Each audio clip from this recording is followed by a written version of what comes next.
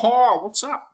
Welcome to today's video. We are going over every time a cannon kind of mechanism has been used in a pinball machine, and ranking all of them from A to E. We're going the whole shebang. And before I start off, there's probably a cannon I missed. More than likely not, but I think I got the majority of them. Let me know in the comments if you can think of one that I've missed.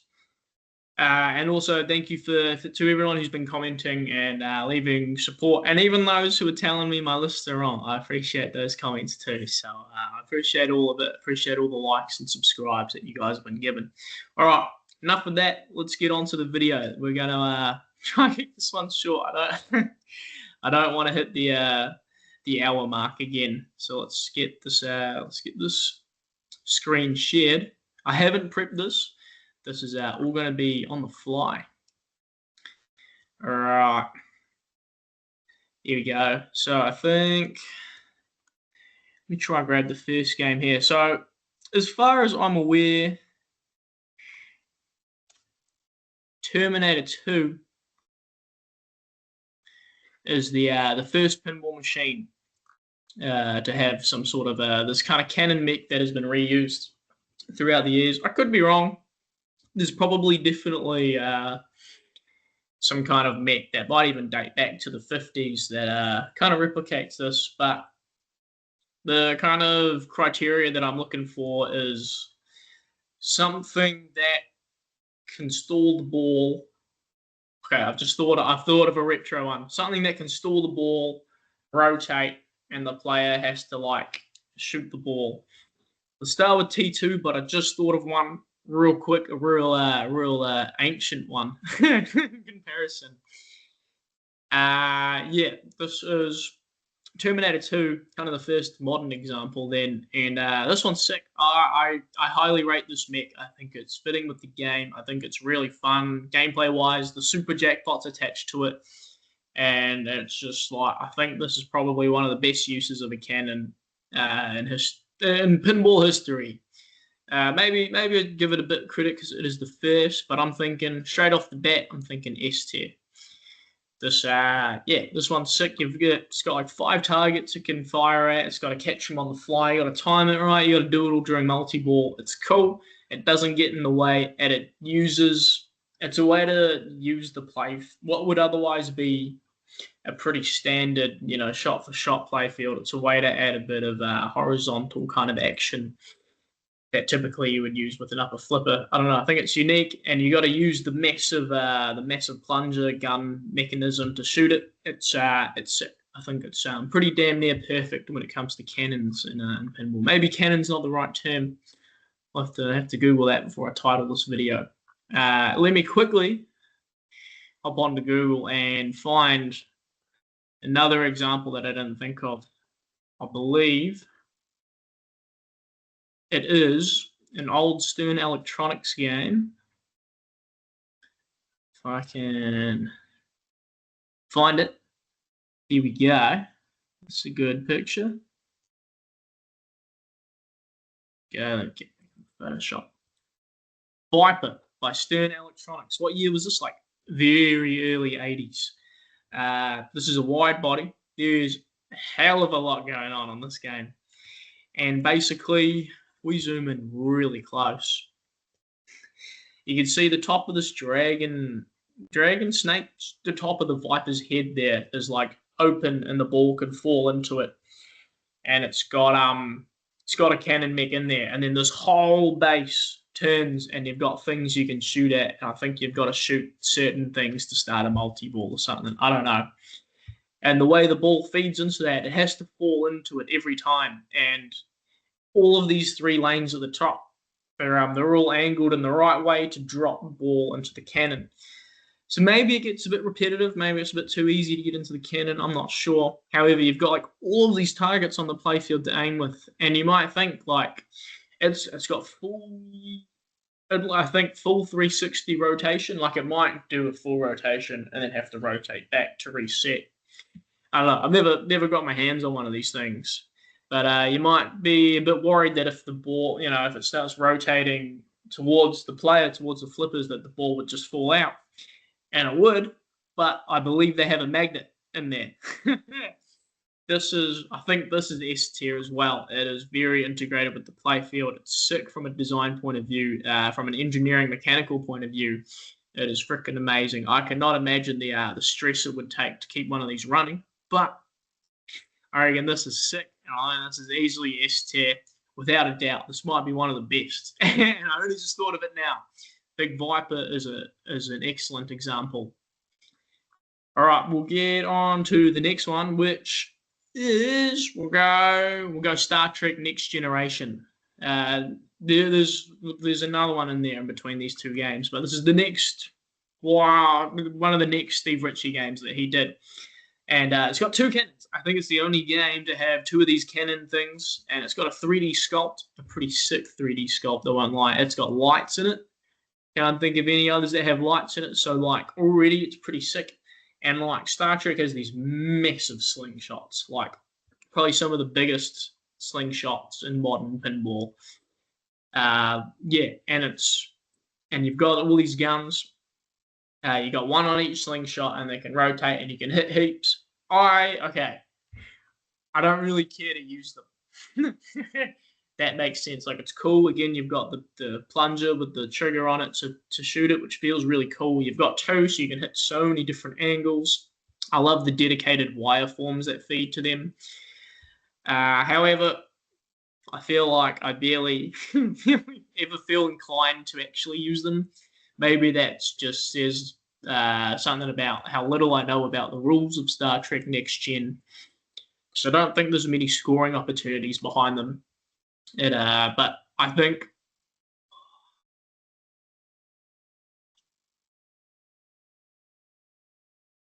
I can't decide between S or A tier because I think just the sculpts and the lights and how there's two and how you've got all these like just unique wire forms and diverters to feed them. I really can respect that.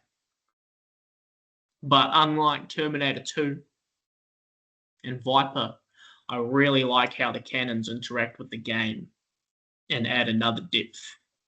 Bit of depth to the game. I feel like these don't add any depth to the game whatsoever. And maybe that just says something about my ignorance or my lack of experience playing Star Trek Next Gen, because they're so cool. But I'm thinking A tier. A tier for now.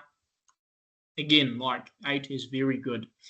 We're going to go A tier. I just don't care to actually use them when it comes to gameplay.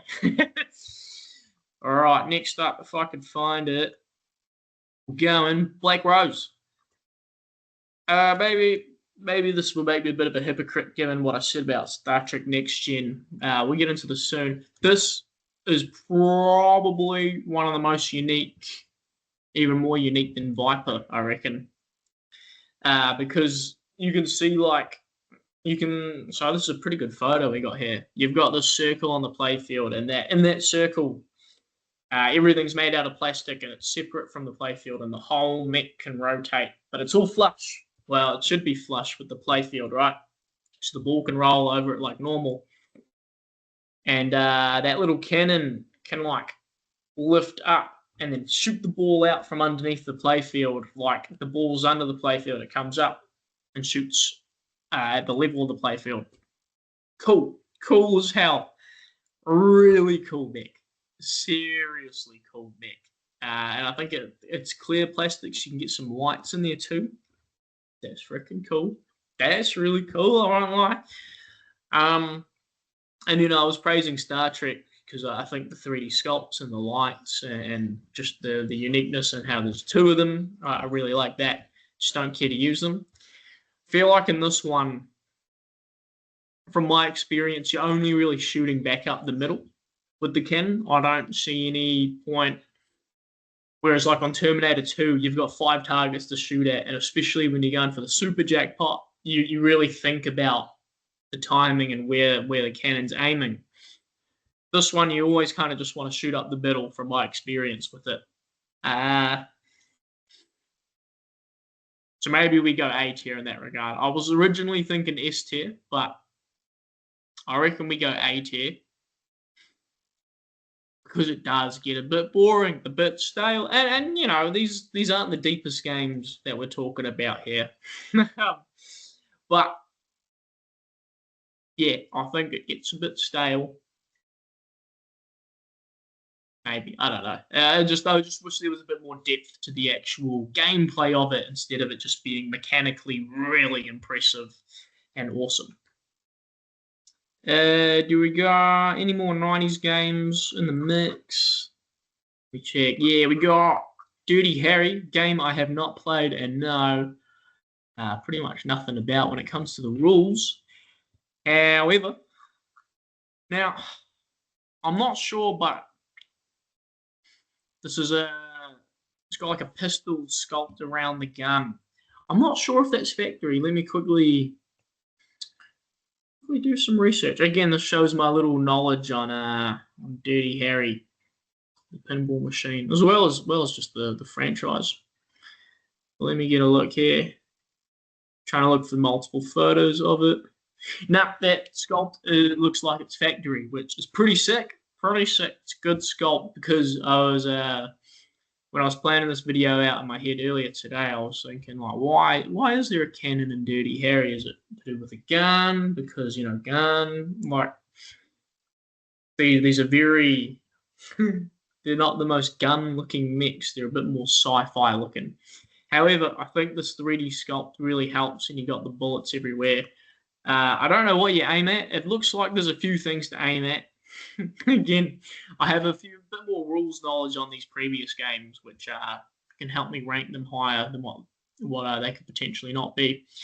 But I'm pretty confident you've got all these targets to shoot at, as well as potentially the shot into that little building there, which hopefully adds to a lot of variety when it comes to the gameplay. And it's a pretty cool mech. I like where it's positioned on the playfield, like how it angles at those targets and how those targets can still be used. I think it's very unique geometry in this game that I really like. Yeah, I'm thinking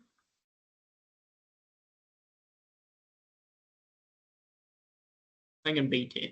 B tier, which is not a bad tier, even though bad starts with B2. I think B tier. I think that's fine.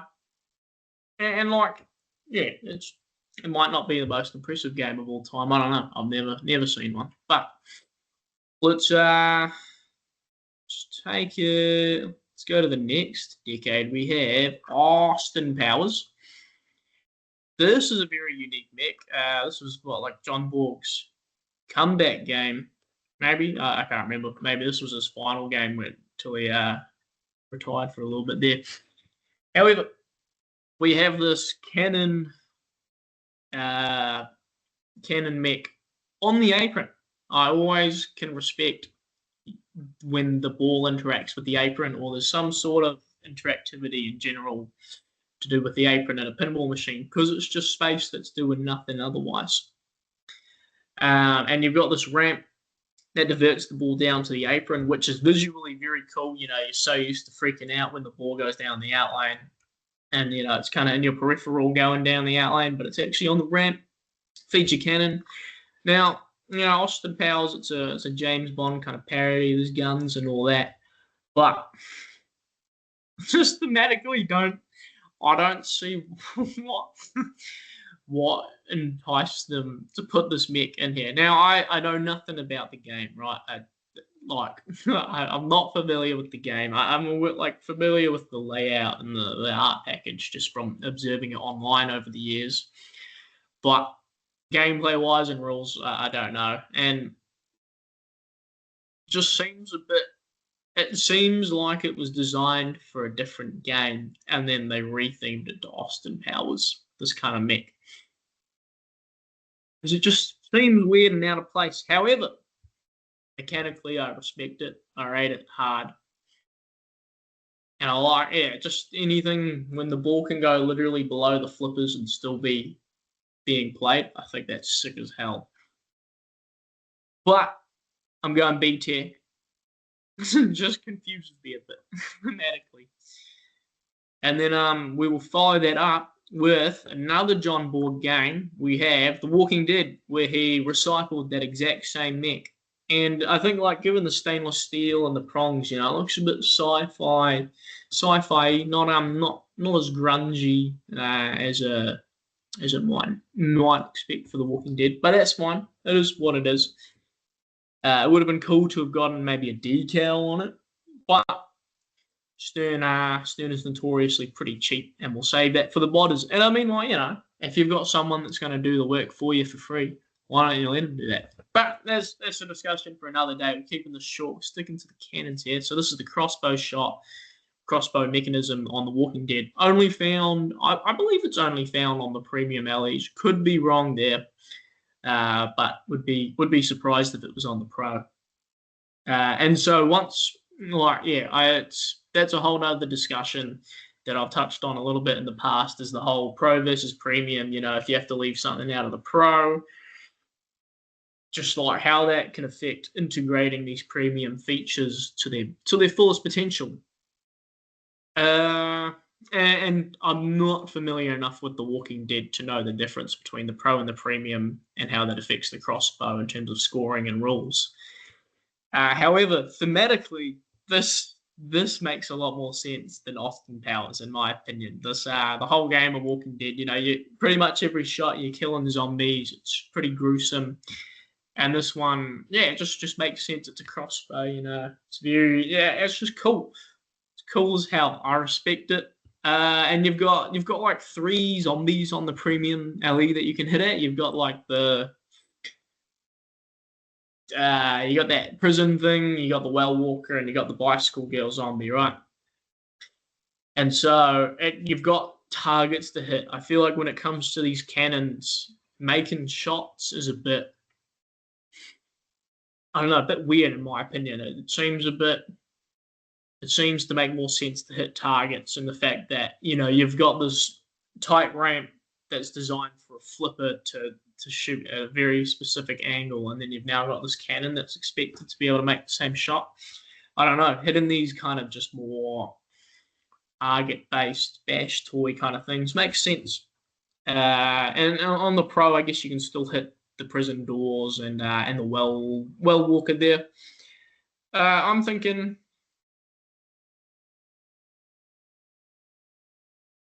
B. Oh, what's this?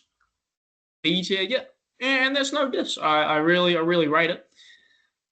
But I'm definitely putting Austin Powers down in C.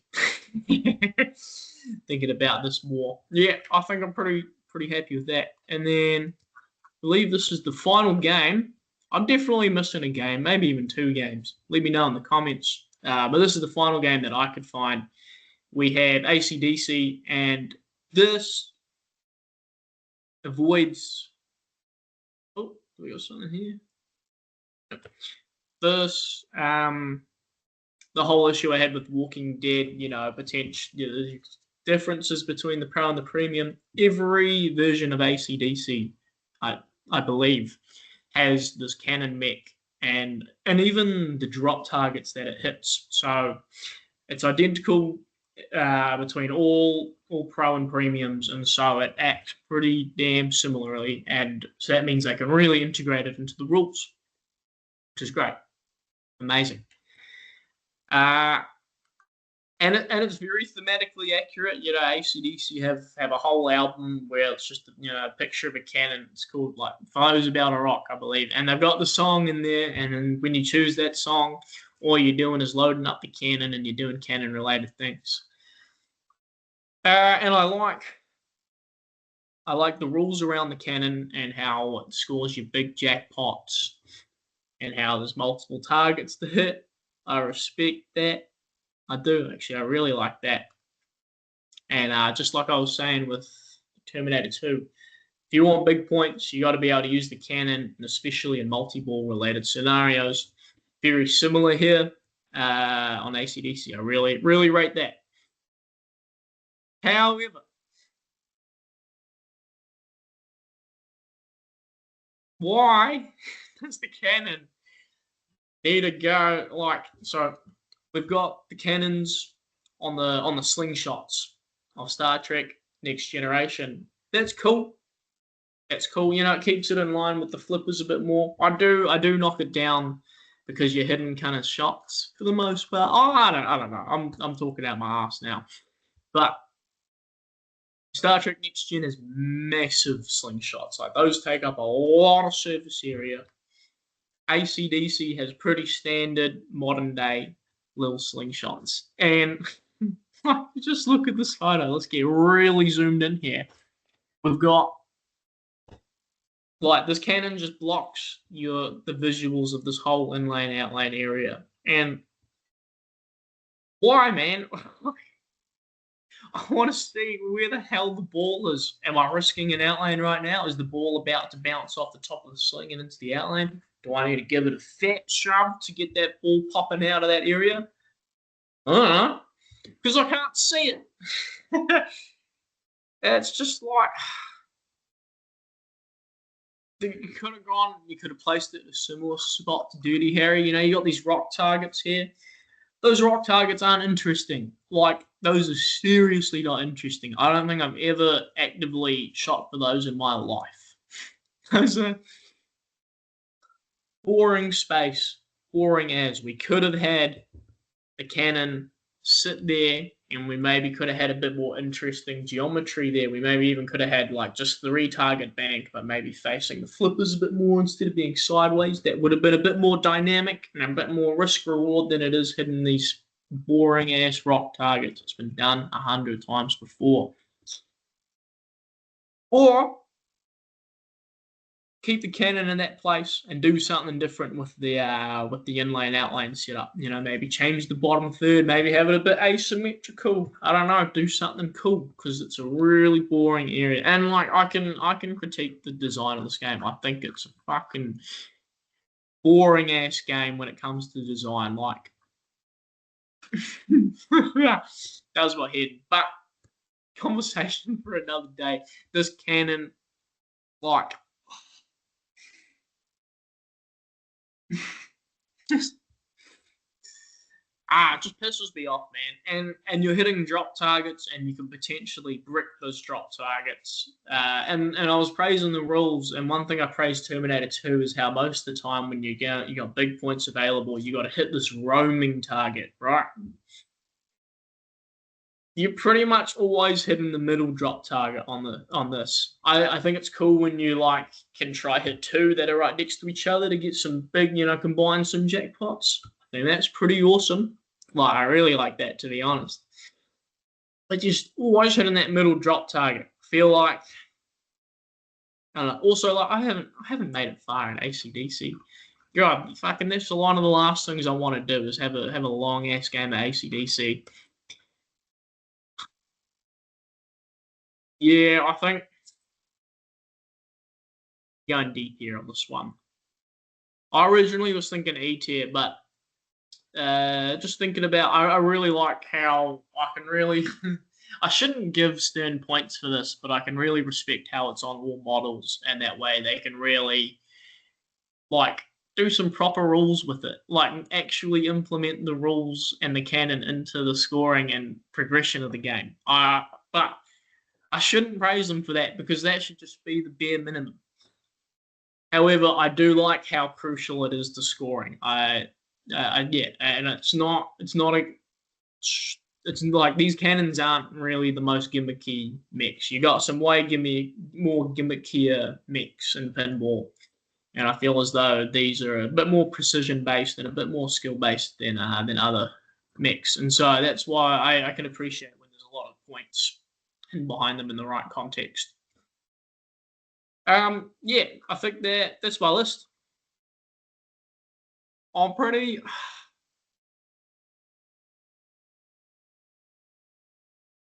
I might move Dirty Harry down. Maybe it's just because it's a bit of an ugly game. I don't know. Move Dirty Harry down. Yeah, we'll go with that for now. I think moral of the story. Unique engineering and engineering and unique mix and all that is a win. Things that enhance the gameplay and add more strategy and more skill is a win. It also shows that if you include a big feature only on the premium and not on the pro, instantly nerfs the game, in my opinion. And the AC/DC cannon sucks. I think that's the moral of the story. All right. Thank you all for watching this video. Yeah, way shorter one than in the past. No hour-long videos at the moment, but that's all good. If you have any suggestions for any pinball-related like mechs, it can even be like league bolts. I don't know. I'll rank anything at this point. Yeah, thank you for watching. Leave a comment. Tell me why you think the AC/DC cannon is genius and why Black Rose sucks. I'm here for it. And I appreciate all the feedback and support you guys are giving. All right, make sure to like and subscribe. We'll see you guys later.